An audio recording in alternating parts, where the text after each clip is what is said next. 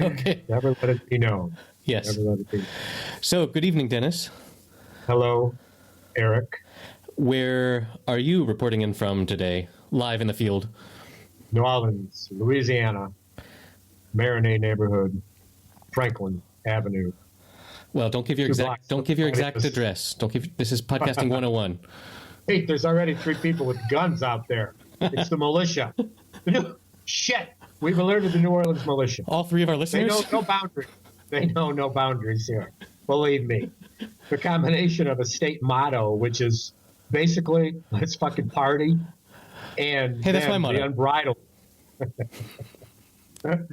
coupled with the unbridled enthusiasm of being a Friday, could be trouble here. Militia could show up. Well, I would think. Be careful. I would think that, if anyone was going to observe Lent really strongly, it would be the people that party the hardest for Mardi Gras. Is that not the case? So, wait a minute. Are you asking if there's some connection with the people who are partying in some type of religious overtone? Just, and it's bare bones, generality. Because if that's it, the answer is no. Okay. No. This doesn't come through here. No. Okay. I mean, in Brazil, I imagine it's stronger, but what has become the culture of Mardi Gras in New Orleans is untethered from its origins. Well, I wasn't there then or here then, but I know from my history of some 30 years that things have changed. But at the core of it is a city that at its essence wants to dress up and have some fucking fun. That's it. That's a good city. Halloween's even better in many respects. Really? Halloween. Having been to both several times Halloween, I would pick if I had to choose. Nice. Mardi Gras, almost everybody's dressed up on Halloween. Everybody. Wow. Yeah. So what was your last Halloween costume that you dressed up as? Oh, so I stopped at a drugstore. Because I'm just saying, you could pull off a Colonel Sanders. Well, I actually, yes. Get a bucket of chicken.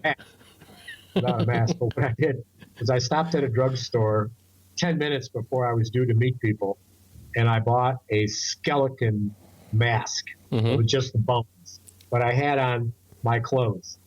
And I stood out as one of the least creative and least generous costumes of all. And I had people who were dressed to the nines in intergalactic and just amazing costumes. Sure. Say to me, what are you supposed to be? And I say, I'm a skeleton. Just because I had a skeleton mask on. But I've got clothes on, so you can't see the... Well, I had my regular clothes on. Right. It wasn't exactly the whole package costume. Yeah, right? That's lame. Yeah. But my buddy, Phil, he had a mask he made when he was way, way back in the day here in New Orleans. And it is this very creative fish mask where not just the face of a fish, but the whole first, part of his snout and his first fin are part of the mask. So it protrudes quite a bit. Yeah. He was in his street clothes. He wowed them. And he was in the clutches of every seafaring costume. Right. There was, as the fish in the picture with the... Right, with the a mermaid whale, As on and the ship captain. And there I was with my lame fucking skeleton face. Actually, now that I think about it, mermaid is a really bad Halloween costume. Because if you got to be walking around... you just got to build it so the tail sticks out in front of you. Or behind you. Yeah. Okay. Well, yeah. I don't know about behind you. I think in front of you. Well. Clearing the way. We can agree to disagree on that. Why do we have to? We're not in a hurry. It's Friday. We're having a beer. All right. Let's discuss this. Why is it better to have the mermaid tail in front, where you're going to be bumping into stuff? That's the point. Clears the way. Clears the fucking way. It's like that thing on the train, the cow The plow. Cow plow to get people out of the way. Well, cows. Well, right. Or just FYI, a history note. It was called that because it was, in fact, cows, not people, that they were going to bump out of it. I was talking about the Halloween thing, but if you want to... oh, right. Right, I want to what? No, I mean, the mermaid costume has its little mermaid cow plow involved to clear people out of the way in front of her, I imagine. Pay attention. And let's not be gender biased here. It could be a merman. Merman. Mer-person. A mer-person. Mer-thing. Might not be human. Mer-thing. Mer-thing. Mer-entity. Yeah. Organizational structure. No. No. Stop. No.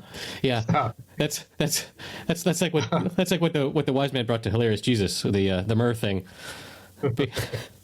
Because they brought the real myrrh for the real Jesus.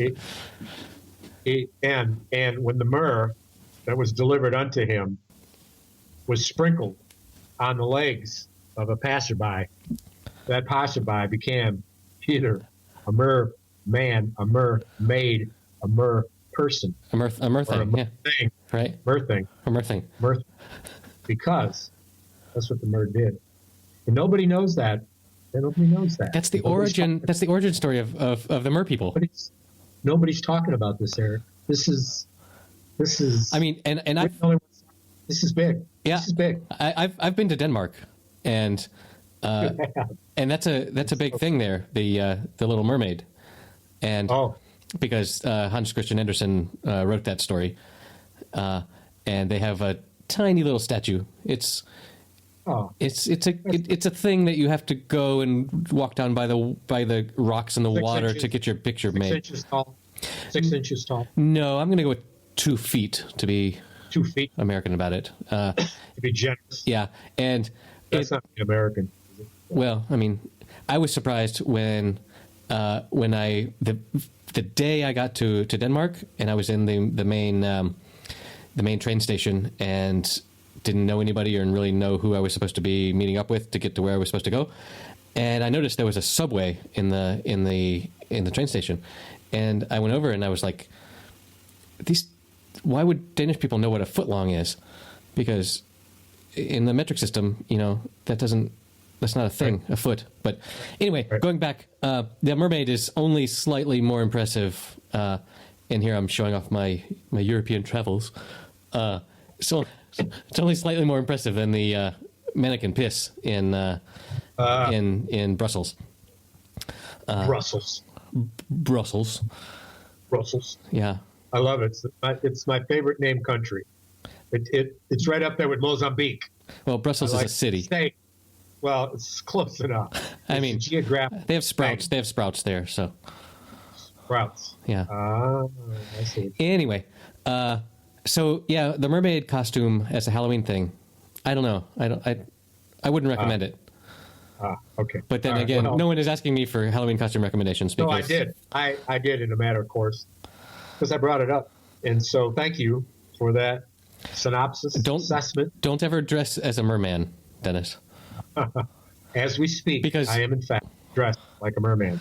I am. Okay. Well, you're so sensitive. I can only see that you're topless. No. I can't see that your legs are bound together in a fin. Tail. It's a tail. I have a fin too. A big. In fact, it gets in the way of the back of my chair. It's annoying. A dorsal fin. Okay. Yeah. Well. Yeah, it's not. You know where it is? It's on my dorsal. You know what that is in American? It's my back. Oh, your back. Okay, that's good stuff. Yeah. It really is. You're right. That's really good stuff. Yeah.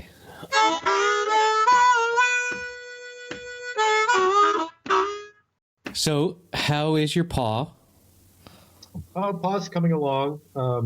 Stiff fingers, whatnot, but using it more, taking the splint off more. Yeah. Looks like I have a zipper on my wrist, which... A wrist zipper. A wrist zipper. A wrist zipper. Yeah. Wrist zipper.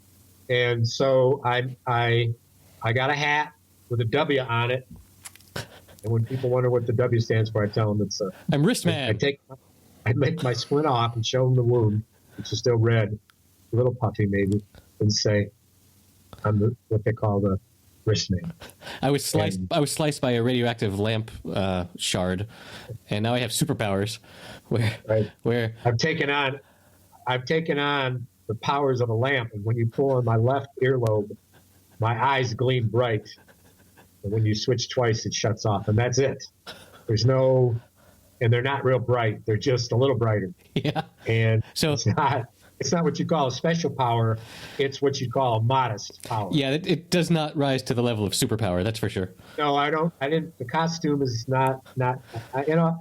And you're going at Halloween as a lamp. Lamp man. Yeah, wrist man. Powers of the lamp to turn brighter. So listen to this. I have the power to turn brighter or dimmer. That's the catchphrase.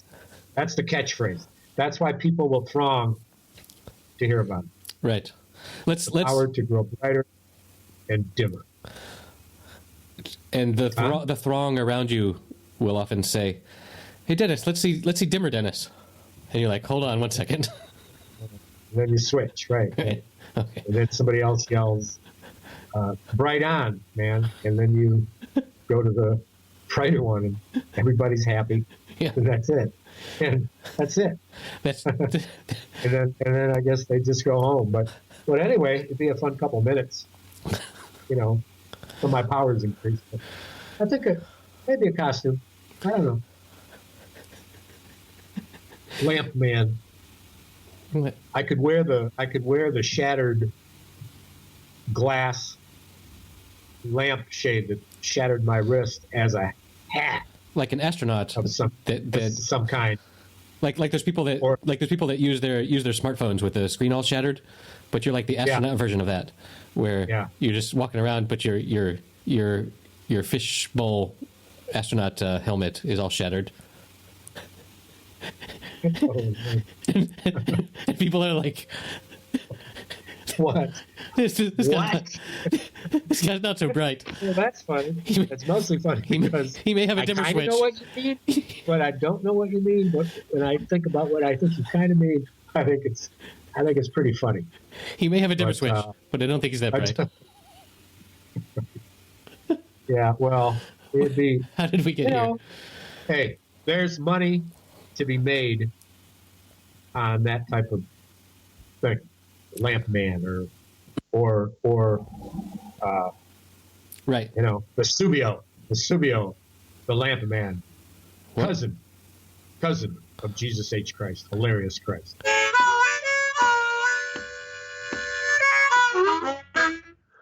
First cousin. Vesuvio.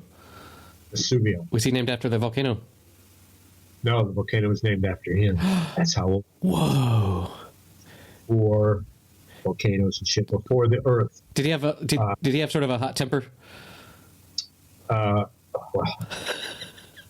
you won't be surprised to learn that he was well known for his thing. Yeah.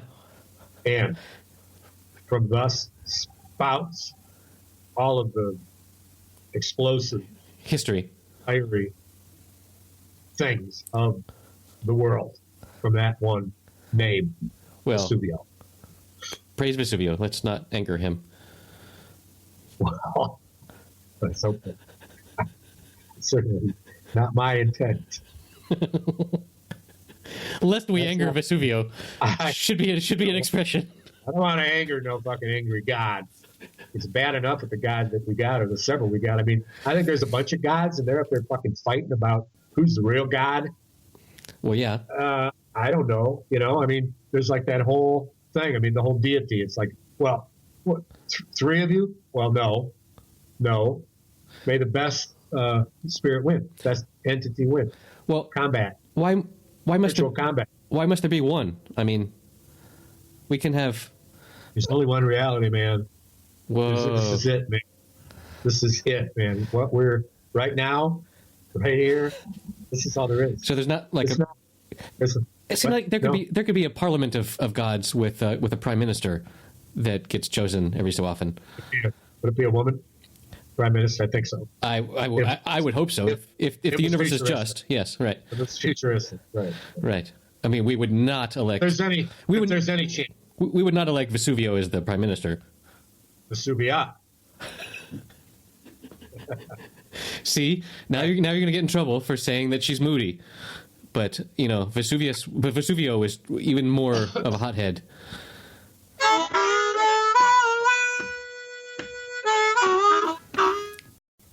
Well, what you reaching for?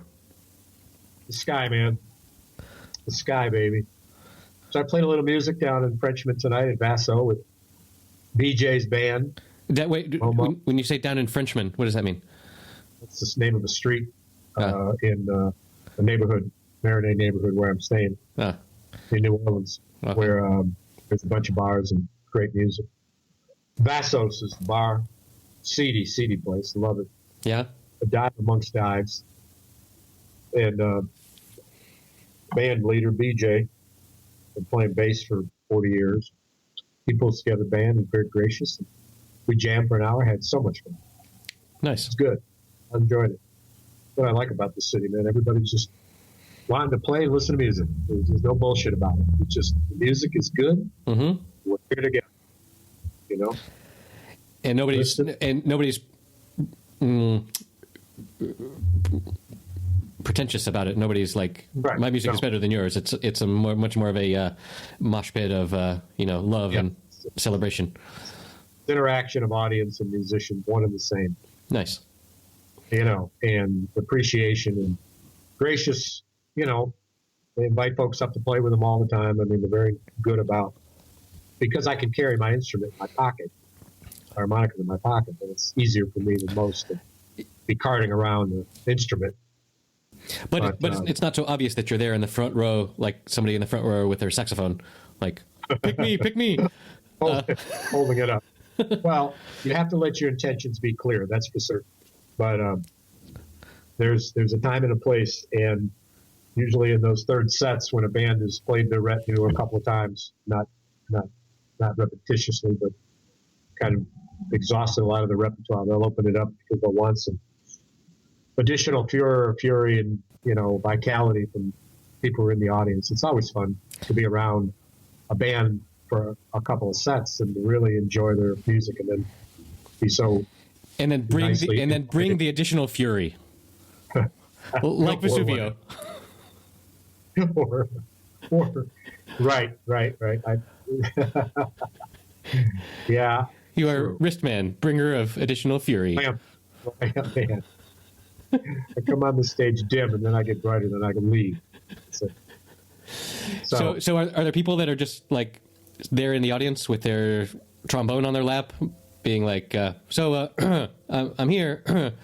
No, not really, because what happens is that the folks that are in the music scene with their instruments, because they're playing that night, they will tuck those instruments back somewhere where they can keep them out of place, but they'll listen to the band who's playing in the same joint they are before they play. Right. So their stuff is out of the way. And if any of one of them are ready, then the band that's playing might bring them up, Is there some sort of protocol for, hey, I would be willing to come up on stage with you and jam? No, everybody knows. You just know each other? Well, and but if you don't know each other, the general rule of thumb is if anybody plays an instrument and they're out listening to music, they're ready to play. Not right. Not are they? Right. But if you go into a place that you've never been in, how do you signal to the band that, hey, I would like to and am talented enough to come up and jam with you? Well, I just talk to them after the break of the first or second set and tell them how much I enjoy the music. Of course, I must. Mm-hmm. And then say, and I've got harps. If you want me to come up to one, then I can jam with you. And they're either open to that or not. I don't try to paint a picture of judgment in terms of value or capability. Right. I've had one guy say to me, look at me and say, what the fuck you think this is, karaoke? And I'm like, hey man, there's nobody here. We're in an empty bar. I mean, even if I suck, who's going to mind? It's just us. Right. And you're not very gracious, right? Right. Man. As opposed to most everybody who'd say, well, cool. Yeah. We'll bring you up, see what you can do. And if you suck, well, you won't be doing a lot. Right. But you'll play one song. You can ruin one song, and then we'll say thanks to this. Thanks to this, which would be a short one. Right. Exactly. Because songs are flexible. But man, I'm disappointed that it involves actual talking. I was hoping there was some sort of like a signal, like you wear your handkerchief out of your pocket a certain way, and it's like. Well, it looks like we have 3 individuals in the audience that would not mind coming up here. Let's have that gentleman over there. If you put your harmonicas down on the bar top, right, that's a pretty clear signal that you are ready to play. Right, if it's a harmonica, but like if you play the tuba, I'm going to put my tuba down on the bar. Well, a guy with a tuba is not going to be walking around hoping for a place to play. A guy with a tuba is going to have a plan to play. And he's going to put his tuba where he's going to play. Right. And he's probably going to listen to the band that's in there before he plays. Right. So if the dude who's playing says, hey, man, I see you brought your tuba. You're going to set it up? Yeah, well, why don't you come up and join us for the last set? And the dude's like, sure, man. Sure, I'll join in. And then he's got his tuba set up, right? Right. That might happen. Does anyone ever... And people know each other. Does anyone ever come with those sort of aspirations, and then not be chosen and like leave in a huff with his tuba or whatever? I thought they were going to pick me. No. Well, yeah, I've seen it. It's kind of rare, but yeah, I think sometimes it just doesn't work out. You got to be gracious about it. You want to throw a shit fit. Right. What the fuck, man? Free bird! Not everyone is up for jazz tuba. But it's all good. The thing that the strain here, and the reason I love it here is because it's just about the music. You got an instrument, you talk to guys, you let them know one way or the other that you're there. You can hold up your harp when they're playing a blues tune. Yeah. They'll call you up, they'll yell out. I was sitting in the bar tonight, and I just got my drink and sat down, and the bass player yelled out, "Key of E, man, key of E." So I went up. I was just there a moment. And it's that graciousness that exists here amongst musicians where they understand that the focus is the music. Right. And not who's playing it. And I would imagine that it would be incredibly rude to just be at the bar, nowhere near the stage, and just pull out your harp and start jamming to whatever they're doing. Because that's got to be like, hey, man, we'll invite you when we invite you. Otherwise, shut the fuck up. Although I will say this, that on occasion, and I'll give you an example, but on occasion, I have done something like that. And the reason is because at a bar in Juneau, Alaska, the fellow who was playing the guitar with a little bit of a synthesizing music behind him was way across the room, up above in almost a second floor kind of deal. Right. And who I played to a tune he was playing was the bartender. And when she heard me play, she yelled out to him, "Hey, Jay, you need to let this boy play with you one time." And then he called me up. Right. He couldn't have heard me. I would have had to walk behind him. Without a mic. And we ended up playing the whole set together. He invited me to record with him afterwards. He's a country bluesy guy. Jay from Juneau. And his name was Jay. I don't recall, but something like that, something simple like that. But but he was very laid back, and so I got to play my favorite harp, which is a slow moving background kind of easy going. I'd rather play cowboy music on my harp than blues a good part of the time. Wow. Yeah, I just would. It's just more melodic, and there's a lot you can do with it. Sure. Particularly when you've got a talented guitar player. Sure. Somebody to lead it. A little talent out there. So I have another question. Are any of the people that come up invited from the crowd singers rather than? Sure, just as much. And they come up and they say, "Hey, play my way or whatever. There's the song that they know, and they jam. Right. So they get invited up, and Yeah. the lead of the band, the bass player in this case, says, "So what do you got?" And she says, "Blah blah blah," and he says, "Got it." Right. Or she's blah blah blah, and he says, "Nope." Right. Nope. Don't know that one. You know, she says something else, but usually it's yes because it's a lot of standards and stuff. Sure. People get up to play. Got a couple of set tunes that they can just go up and do without a whole lot of thinking. Sure. You know, and then they'll do it, and then they'll announce the key, and then the whoever owns the song, in this case the singer, looks to one of the musicians and either starts to beat his or herself. 1, 2, 3, hands 4. it off, Yeah. or hands it over to the guitar player, which I do a lot. I say, "You go ahead and start this," and then he starts with his riff, and then I pick up my harp after that. Mm-hmm. Or depending on your drummer, you do it with the drummer. It's great to do it with the drummer, but anyway. Right. So it's so that's the flow here, you know, and it's a great music scene, and everybody is, you know, almost all the time very friendly and open, and the streets are crowded, but it feels safe. It's a good city. It's a lot of love, and it's all joined by this wonderful strain of dedicated music of all kinds. Right. All kinds. Mm-hmm. All kinds.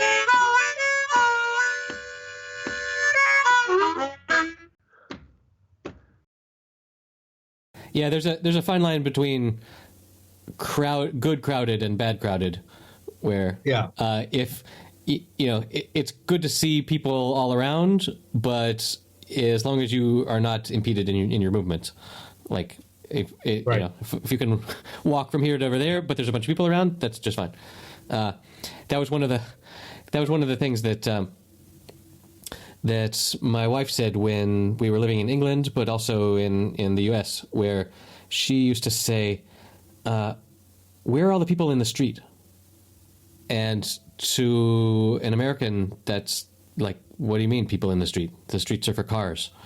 Why would there be people in the street?"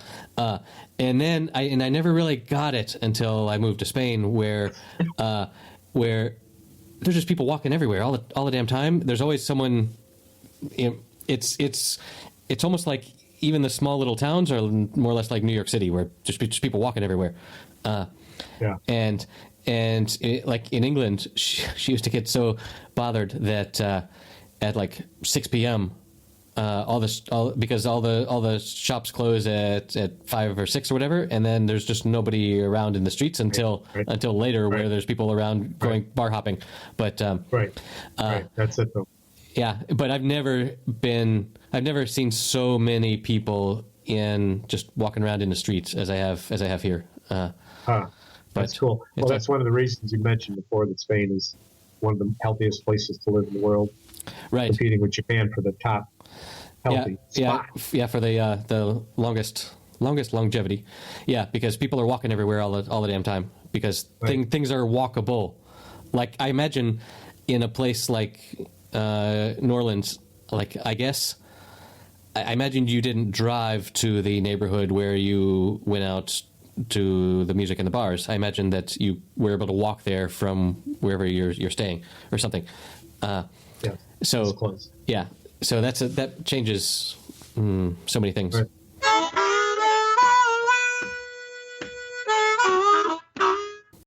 And then you walk up along the Mississippi, and you get to a neighborhood where there's a outdoor specialty wine and restaurant with an outdoor area that's huge called Bacchanal, and they have a little wooden stage, and they have what is largely acoustic music, somewhat amplified perhaps, but nonetheless. Sure. Yeah. And tables and cascading out from the stage to a 2-story bar with a bar on each floor, and a room for 300 people, 200 to 300. Yeah. That seems like a lot, maybe, but anyway, but a nice. And when you sit down at a table for 10, and there's 2 of you, it'll soon be 10 of you, and you'll be from anywhere in the world. Right. So there's wine, and there's bottles of wine, and there's stories to tell, and the music is often French or Brazilian scene, or some very wonderful kind of bossa nova stuff, and then some New Orleans kind of jazzy, thumping kind of stuff, and then it's just you name it. Yeah. It's just a nice, wonderful place. Bacchanal. Yeah, I mean love that that a lot. that you know that we're throwing back to Vesuvio again. That's from Bacchanal, which was the big party in Greece or Rome, I want to say, where it was just excuse. Let me put on my professor hat here, where What? where What? it was just all about drinking and fornicating and whatnot. Us? For, Bacchanal. Yeah, which is That's what they do at this yeah, bar. yeah. Oh, no, no, no, no, they don't. It's mild mannered.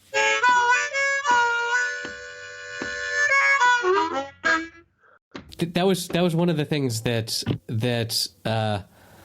surprised me last time you and I were together in person. Was we went out to a bar, and to me in Spain, when you go out to a bar, you're going to be standing up somewhere, and one of you is going to have to go and order your drinks at the bar, and you're going to come back, and you're going to split them up, and you're all going to be sipping your drinks and standing there talking. And I remember we walked into the bar. And I went up to the bar well, we should go order something. And you said, no, let's go sit down at the table so we can actually get some service here. And that struck me as so bizarre that you would Really? go to a bar to sit down at a table to have, because in Spain, unless you're in a restaurant, there's no service at a table. You got to go up to the bar to order whatever you want and then go sit down. And that was so strange to me. But then again, we also don't have to tip our wait staff, Right. etc. And in America you do, and blah, blah, blah. So, anywho. It's all about jobs. It's all about jobs. Jobs. Every bit of it. It's all about jobs.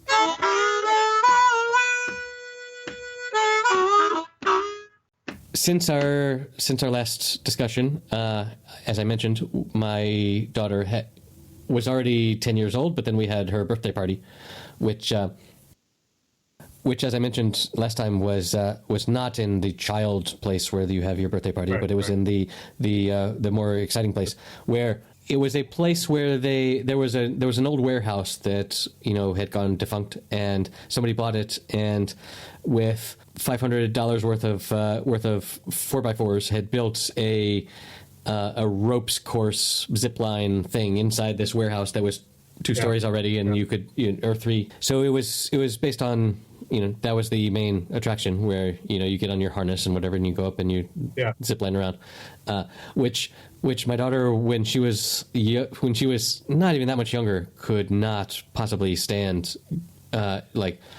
More than once, she went up on something and decided she would rather climb back down the ladder than do whatever it is you had to get to do to get down. Right. But this time she was a champ. She understood it and did it just fine. Her brother, who is about to turn 6, was he always seems very, very daring, but if you observe him really well, he's really not. He knows, it looks like he's climbing on rocks and stuff, but he knows exactly where his center of gravity is, and he knows exactly where his comfort level is, and he knows I'm not going to go up there because I don't feel comfortable up there. Which is I could not teach him a better way to live his life than that. Right. So he got all strapped up and did sort of a lower ropes course thing up there. But he was a champ being around all of the 9 and 10-year-olds as the only 5-year-old. Right. And they did this clever thing where there were 4 or 5 different birthday parties going on at the same time, and they had the idea to put colored vests on everyone. So my daughter was in the orange team, and other groups had these, like the silly vest that you put on it in middle school gym class to whatever team you're on. But it worked out pretty well. I spent the time that they were there with. Amazingly, there's another American guy that has a daughter in my daughter's class, which is really, really weird. For there are so few American. I've really never met another American that I didn't actively seek out to meet online somehow in Spain. But there's this guy whose daughter is also in my daughter's class, and so we decided, hey, so at this place where it's just a warehouse where you let your kids play, we should totally tailgate.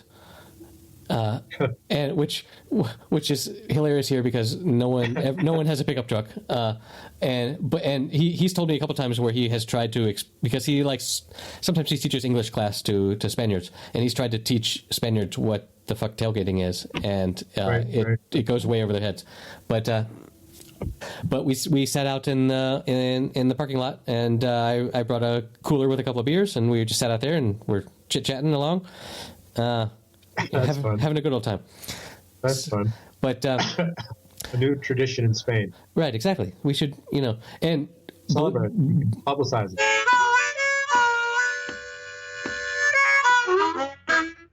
Believe you me, Spain needs. You could charge money for people to watch you guys party, like set up the ropes. Yeah. So believe you me, Spain needs no help in cultural appropriation of parties, because they have taken, in the time that I've been here, when I first got here, no one had any clue what Halloween was at all, and since I've been here, with the American cultural virus that is cartoons and stuff, the kids have slowly learned what Halloween is. But in the time I've been here, first of all, there were no pumpkins that were carvable. Because here, what they call pumpkin is what we call squash. Like, I don't know if it's spaghetti squash, but it's a type of squash that's for eating. But since I've been here, they have started cultivating the big round pumpkins that you can actually carve, and now it's a thing that people know about. But anyway, when my eldest was she would have been 3 years old, so that would have been 10 minus 3 is 7. So that would have been 7 years ago. I suggested to her teacher, whom I love dearly, she was just the most amazing person. I said, hey, why don't sometime in October, why don't I come in and do a pumpkin carving where I can teach a little bit about American culture and blah blah blah. And ever since then, I've been going into my kids' school and doing pumpkin carvings in October. And wow. and it's wow. and it also strikes me as hilarious because I go because schools you got to ring a bell on the outside fence, and someone on the inside looks and says and thinks, oh well, that looks like a person that we should let into the school. I don't see any camouflage on him or anything. Right. But anyway, for years I've been going into my children's school with huge carving knives, rolled up in a kitchen towel like I'm fucking Dexter. And oh well. And well, hopefully they don't know that. Right, exactly. But that strikes me as the irony that to teach American culture, I'm coming into schools with weapons. Great thing you're doing. That's a civic responsibility, kind of a civic commitment. And it used to be a huge deal because no one around here knew about pumpkin carving. Right. But now they do. But now they do, and because of you. I don't want to take all the credit, but really. What really? Listen, we can make money off this. Charge people to watch you carve the pumpkins, like set up a line. Yeah. Except that I'm a pretty amateur pumpkin carver, but I don't know that. Well, except that they do now. Except that they do now because they've all been interested in this pastime, and they've all gone to YouTube and learned how to carve triangles into a gourd, and now I'm not so special, and I'm sad about that. Basically, is what I'm saying. Well, so I used to be special, Dennis. So let me just say I'm sorry for you. Thank you. Sorry that things have taken a turn towards sadness. Well, sometimes I carve a little teardrop on the jack-o'-lantern. From now on, every pumpkin I carve will have a little teardrop in your honor. I'm so touched. I'm so touched by your tragic story. So, for some reason, our theme today, so you're going to be in your merman costume while you're carving my my teardrop. Why? Merman. Oh, look. I don't know. I could be merman. You know. What are we going to do? What are we going to do in October, Dennis?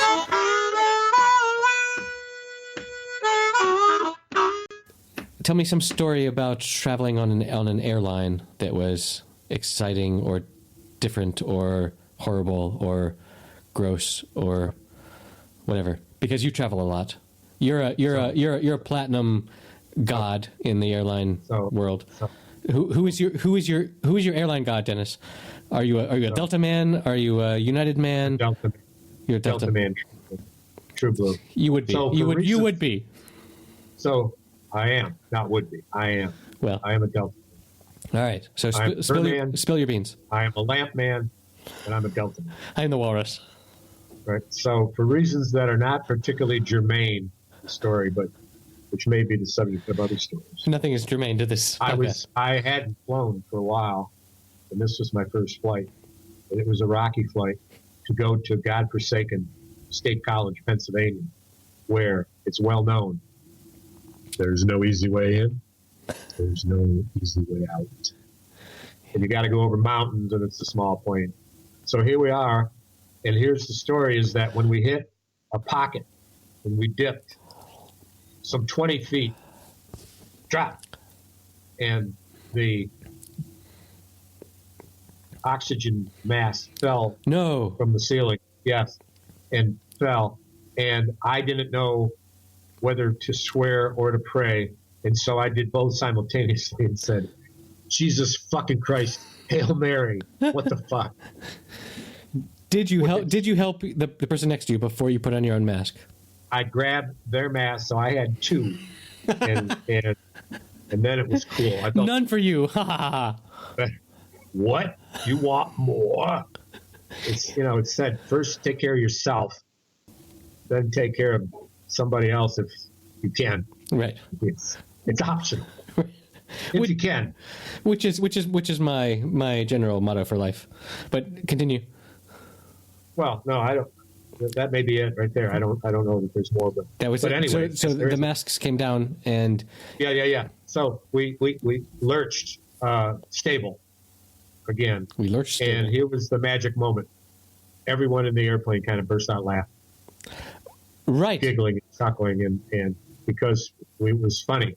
We covered this. What we all said. We covered this on episode fucking 1, the pilot. True.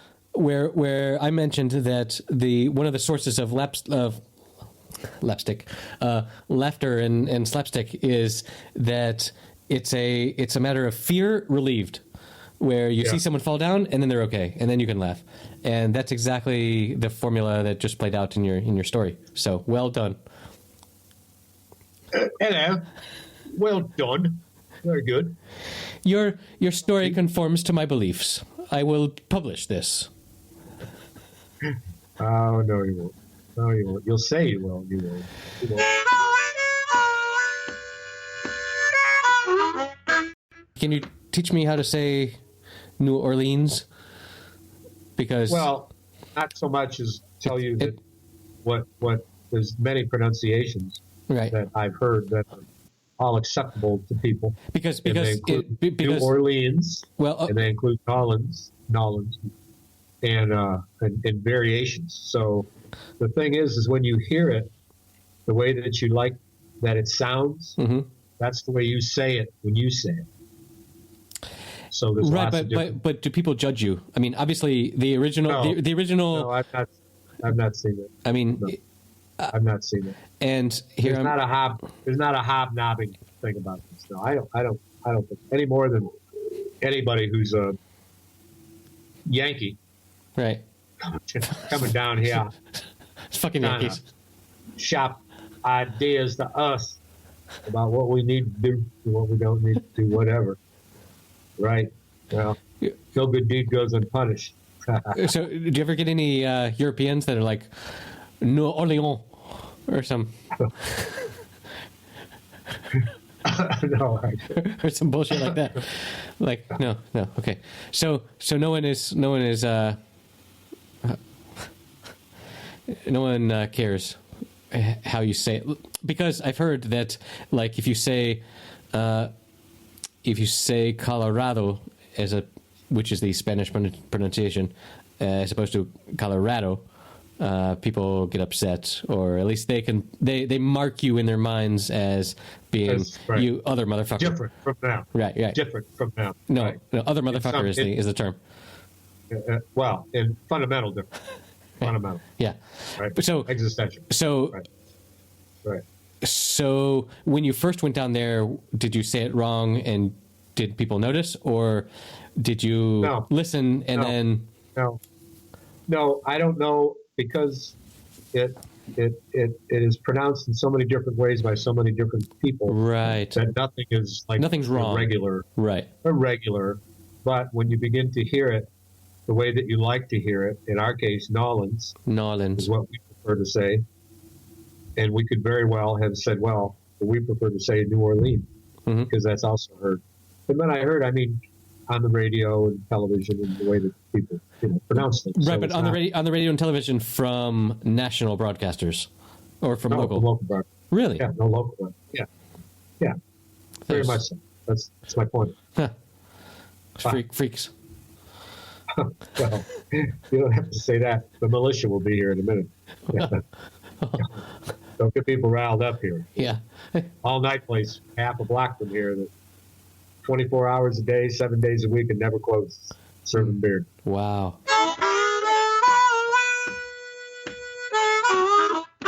That was another thing that when I was living in England with mostly Spanish friends, was they thought that it was really weird that the bars close at, I'm going to get this wrong, but we're going to say midnight, 12. And well, one or 1 or 2. But for the Spaniards, the young Spaniards, as they and I were, that was really strange for them, because I learned when I came to party in Spain is that very often you don't start getting dressed to go out until midnight. And then because that's, if you want to catch when they're really happening shit's going on, you leave at midnight 30, and you go out, and then you stay out for 6 or 7 hours until the sun's coming up again, and then you come back home. And that is what the youth of Spain, I assume they still do that. But when I was a youth in Spain, that is what was done. So that's late. So obviously, the Spaniards that were in England were like, "You close the bar at 1? What the hell?" And then they explained that they hypothesized that, that's why the Brits go out and start at 10 and drink as fast as they can, because if they want to get hammered, then that's then they only have those hours to do so. So anyway, whereas in Spain, when you have the whole night until tomorrow, you can take your time, and you can just get a little bit of a buzz, and you can just hang on to that, and then you dance for an hour in one place with one drink, and then you go to the next place and you dance for an hour with another drink, and you just sort of maintain this level. It's not like, it's nice. I need to get drunk right now, rah, rah, rah, rah. Which in places where there's a clock ticking, you're like, well, last 2 hours. Yeah, you got 2 hours. Let's get as hammered as we can. So that's again, Spain. It's really healthy, because our young people are drinking responsibly. I want to say. Well, no, sounds reasonable. Sounds reasonable. Yeah. I mean, there's nothing like. I almost said there's nothing better than, but it's the idea of drink a little, over a long period of time, and then drink some more and over a long period of time to maintain your like that's so much better than I'm gonna down this whole. Let's take 7 shots of whatever and end up on the curb where our future wife finds us. Call back for our fans. I never said that. That's published already. No.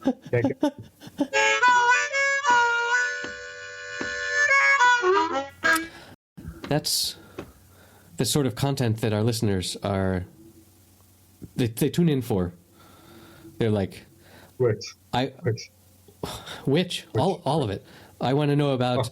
I want to know about European travel and also playing the harp in.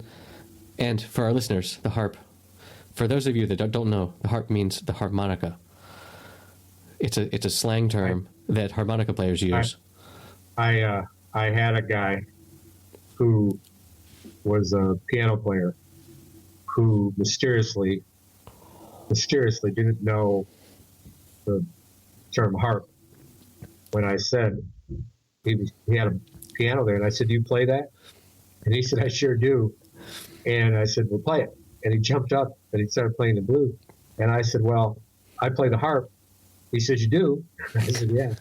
And I said, "Wow, we ought to play sometime." I said, "Well, I got him out of the Wait, this goes right back to my joke about the guy waiting in the audience with the enormous instrument. That's like, "Hey, hold on, I got it. Right. let me pull out my harp." That's right. Right. Anyway, so when I went out to go get it, and I brought it back in, he burst out laughing because he had thought that it was a harp. Right, like an angel.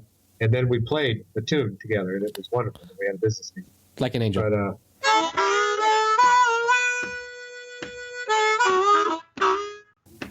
I picture Jack Black playing the harp on a stool laid like a slide guitar. That's what I picture. And I picture Jack White coming in and playing with him for part of the tune. So then beyond that, I think not a harp, but I think 20 harps. Wait. Did you say Jack Black or Jack White? Because I said both. Jack Black is the main protagonist on the harp, and then later on, Jack White joining him for a dual harp interlude. Why have they not made a music video together? Like how obvious is that as a thing? Like we're doing it right now. All we got to do is sign on. This is the offer. Okay. Right here. So if Jack Black and Jack White ever make some sort of a song together, we get money. It was our idea. We published this. Copyrighted. Okay, because they're both named Jack, and it's white and black. It's black and white. Right. Well, I don't want to fuck with either one of those boys. So as long as they're happy, I'm happy. So, I'm sorry, my brain went to this, but in English we say black and white, and in Spanish they say white and black. Huh. How crazy is that, man? That's like checkmate, motherfucker. If what I did right now is just stop and not think of anything but that for a while, well, I don't know what would happen to me. I could pass out. That is your plan for the evening.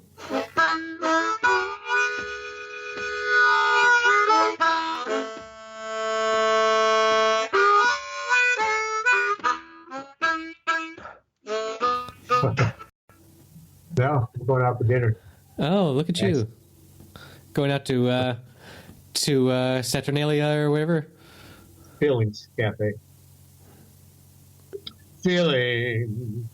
Oh, those special feelings. Oh, how my heart broke. Oh, when you left me. Feelings.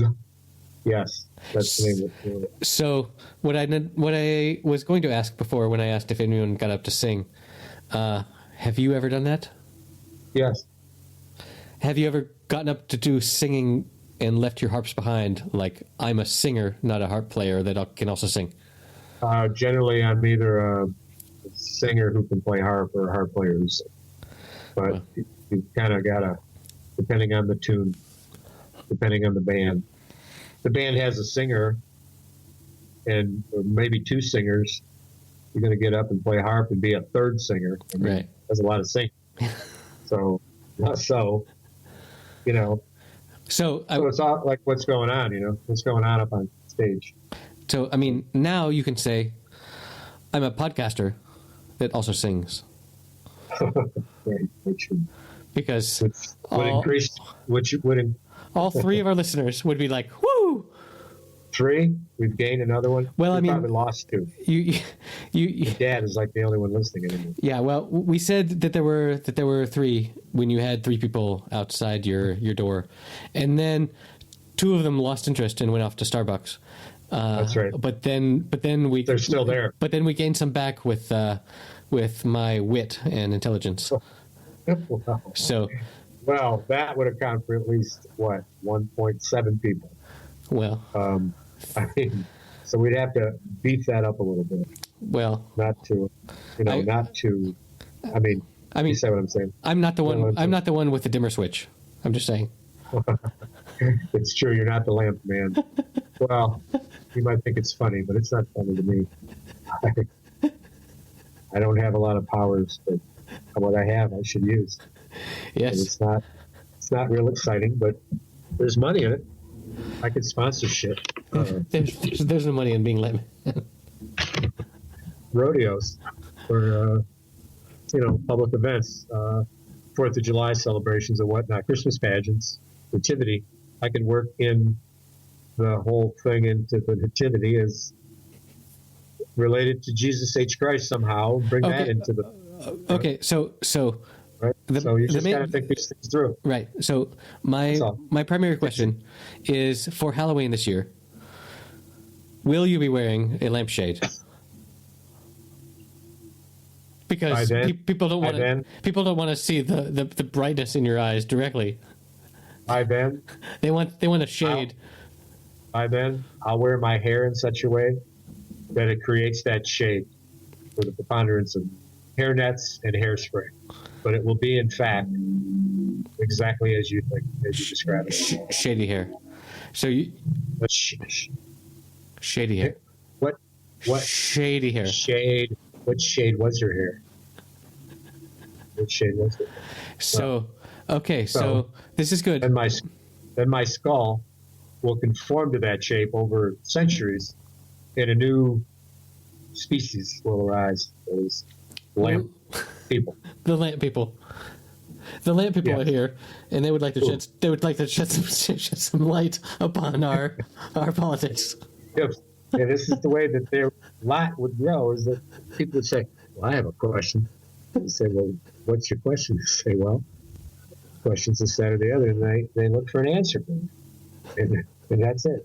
That's what they do. This is good. So, hopefully, our podcast in the future will shed some light upon just lamp people. The lamp. I mean, obviously, the lamp people are our primary listeners. Will be. Well, not yet. I mean, they have to grow some ears. They have to grow ears. Not ordained yet. They have to grow ears. Not ordained yet. We haven't made the Kool-Aid yet, have we? Well, I've been drinking something. Oh yeah, that's it. So anyway, So the lamp people. Greetings, lamp people. Greetings in the future, because yes, this podcast trajectoried into outer space could reach their ears in 1,000 years. So yes, lamp people, we do not hold you responsible for slicing dentist's wrists. Oh my God, that was totally on him. The lamp people are not to be prosecuted about this. I don't know about you, but I would like to totally exonerate the Lampians for this crime upon you. No, it's their fault. I want them punished. Okay, so Lampians, you should all flagellate yourselves somehow. Oh my God. You should turn yourselves off and back on again. Wow! 7 times. Oh, and Lord, then Lord. we will forgive you. Lord. Help us, Lord. Come down and help him, Jesus. He's lost. He's lost his train of thought, Lord. Hey. Lost his train of All right. Well, for you. I think Friday night is over. I think we should say farewell. Well, And some of us should go to bed. I should say so. I should say so. I should say so. If you've enjoyed what you just heard, you can support us by telling a friend or sharing us on social media. All our episodes are available on our website, happyhour.fm. You can tweet at us at happyhour.fm. That's with a DOT spelled out, happyhour.dotfm. Or you can send us email at the same name, happyhourdotfm@gmail.com. Also, it would be great if you could give us a positive rating on iTunes or wherever you get your podcasts. See you next week.